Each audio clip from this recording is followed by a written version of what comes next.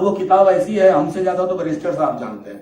मैं इनका मुरीद इस बात को हूं कि कॉन्स्टिट्यूशनल हिस्ट्री की जैसी समझ आज के पार्लियामेंट में इनकी है, शायद किसी की।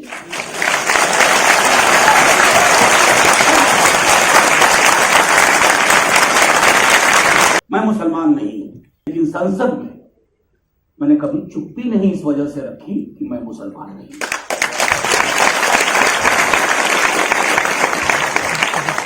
और संसद का रिकॉर्ड गवाह है इस बात का। अब इसके बाद इस देश में चुनाव नहीं होंगे, कौन सा रिप्रेजेंटेशन की हम बात करेंगे। मैं आपको गारंटी देके कहता हूं कि 24 के बाद लोगों के कंसेंट से कहा जाएगा कि अब चुनाव नहीं होगा। बड़ा खर्चा आता है यार, गरीब देश है, अभी G20 में इतना खर्चा कर दिया, इतने बिलबोर्ड लगाने पड़े। अब इस लोगों को क्या चाहिए। अब उनके लोग कहते हैं कि भगवान ही है। अब जब भगवान खुदा ही आ गए हैं तो काहे को चुनाव।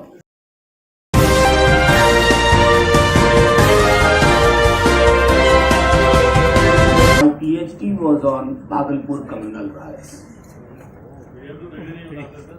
और उसके बाद जो गुजरात में हुआ उन दोनों का को लेकर के मैंने एक दस्तावेज सामने रखा।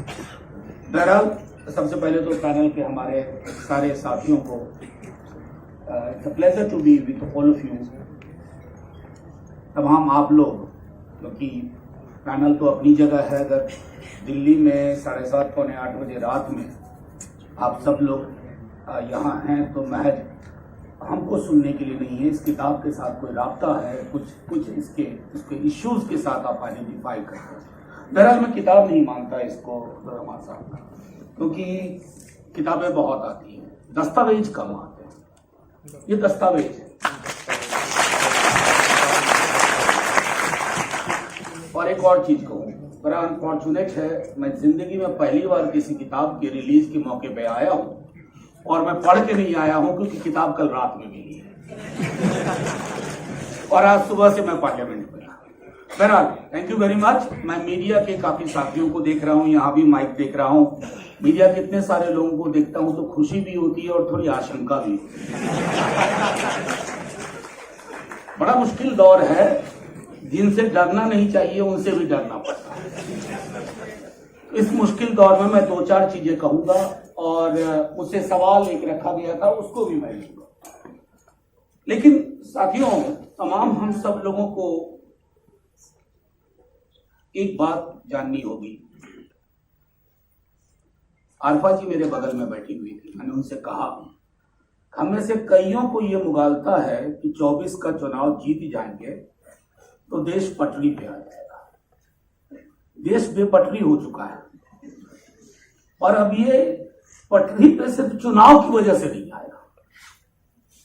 47 में तकसीम हुआ था, तकसीम के बाद भी इतने बुरे हालात नहीं थे। वहां साहब आपने महावीर त्यागी का जिक्र किया, पंत साहब थे, लेकिन एक बड़ी आबादी ऐसे लोगों की थी जो इन लोगों को कहती थी कि माइंड योर बिजनेस। मैं तो नरेंद्र मोदी जी को एक बात कहूं, हाथ जोड़ के उनका धन्यवाद करता हूं, उन्होंने चेहरे से नकाब उतरवा दी, सब बेनकाब हो गए। अच्छे खासे लिबरल दोस्त, बड़ी बड़ी बात करने वाले, मतलब लोग तो आप बिरयानी खाने को भी सेक्युलरिज्म का प्रतीक मानते हैं। अरे मुझसे मैं कम्युनल नहीं हो सकता हूं, मैं बिरयानी खाता हूं। उनसे कहना पड़ता है कि हमने बिरयानी खाने वालों को कत्ल करते भी देखा है।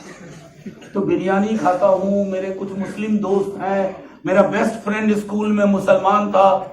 साहब ये लोक कथाओं से, दंत कथाओं से हकीकत नहीं बयान होती, हालात बेजार है। यकीन मानिए, मैं यहां खड़ा होकर के आपसे ये नहीं कह सकता हूं कि सब कुछ ऑल इज वेल है और बहुत बढ़िया होगा, कुछ नहीं होगा। हम बहुत बुरी हालत में, चुनाव कुछ नहीं कर सकता। चुनाव जीतने के लिए लोग भी वही तरीका अपनाने लगते हैं जो तरीका बीते 9 वर्षों में लोगों ने सीखा। जरा सा किसी पे भरोसा होता है, पता चलता हो वो भी किसी बाबा के चरणों में लौट गया। मैं ये देखिए, 47 में रोग था, ये 23 में महामारी। रोग का इलाज तो आपने कर लिया, कभी कैप्सूल दे करके, कभी डोलो 650 दे करके, इसको किनारे करो, ये मुद्दा नहीं बनेगा। लेकिन अब ये महामारी इस हालत में आ गई, हमारी आपकी जिंदगी की हकीकतें बदल गई।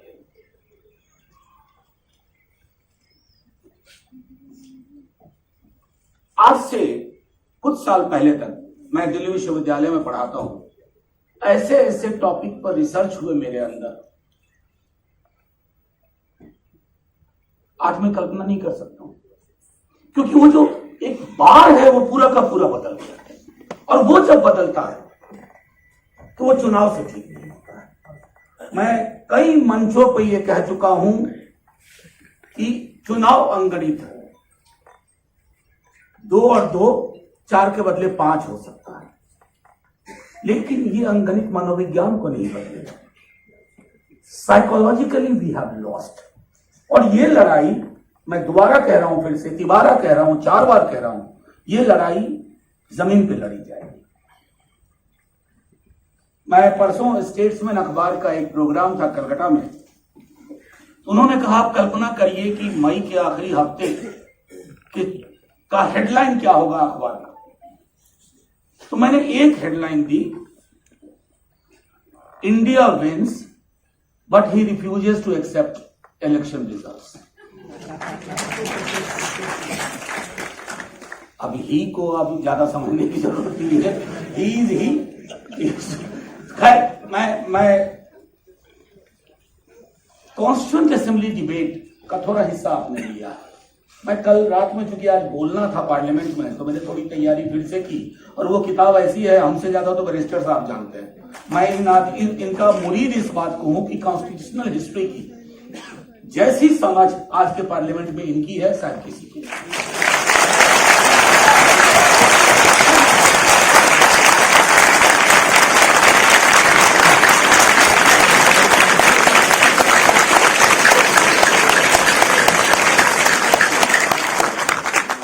इसके लिए अलग से मैं सेंट्रल हॉल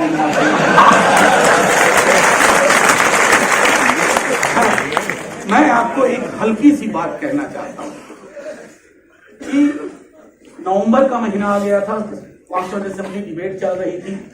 नेहरू चाह रहे थे कि क्रिसमस की छुट्टियां ना हो, हम बैठ के काम करें। आप जानते हैं क्रिसमस की छुट्टियां किसको चाहिए थी?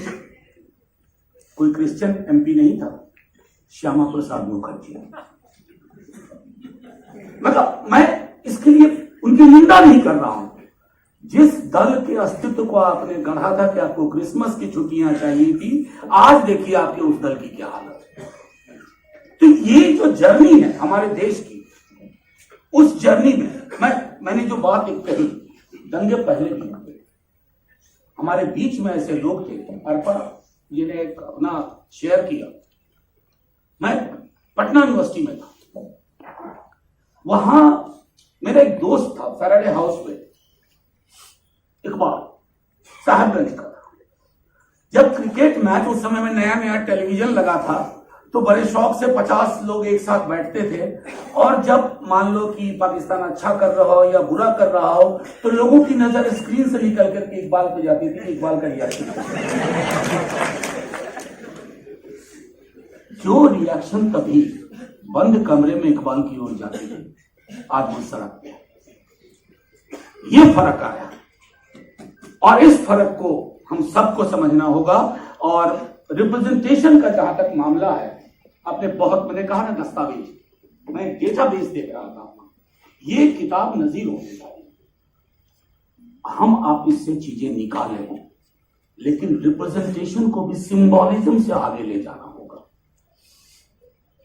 मैं आज सोच के आया था मैं कोई ऐसा बयान नहीं दूंगा, लेकिन ये तय करना होगा।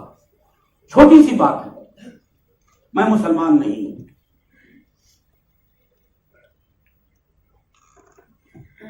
लेकिन संसद में मैंने कभी चुप्पी नहीं इस वजह से रखी कि मैं मुसलमान नहीं हूं।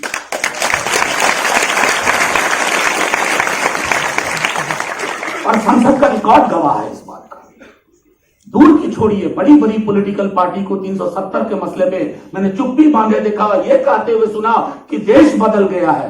मैंने उनसे ये कहा कि जब देश बदल रहा था ना जर्मनी में, तब भी वहां की सोशलिस्ट पार्टी, कम्युनिस्ट पार्टी कम से कम एडुकेट करने की कोशिश कर रही थी लोगों को। हम आपने तो वो भी बंद कर दिया।